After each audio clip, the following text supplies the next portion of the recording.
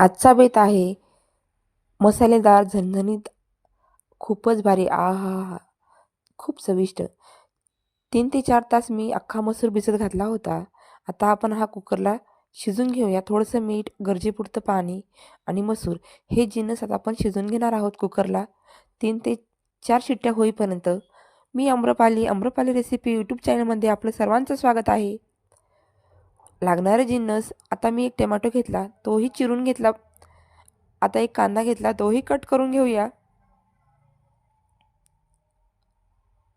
ढाब्यात मिळते त्यापेक्षाही भारी बनवा तुम्ही आता घरी आणि इजी, सोपी, कमी वेळात होणारी रेसिपी आहे. आता कोथिंबीर कट करून घेते आणि 7-8 लसणाच्या पाकळ्या त्याही कट करून घेते आणि आलं लसणाची पेस्टही करून घेतलेली आहे. आता हा अख्खा मसूर शिजून झालेला आहे छानपैकी.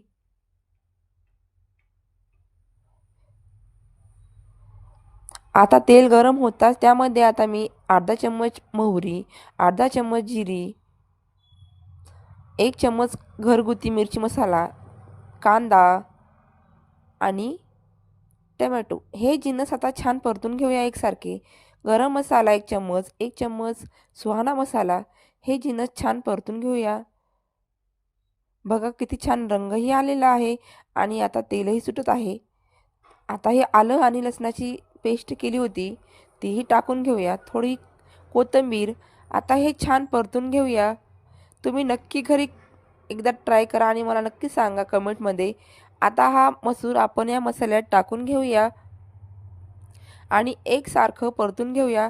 तुम्ही हवं तर पाणीही गरम करून टाकू शकता, पण मी पाणी टाकणार नाही आहे.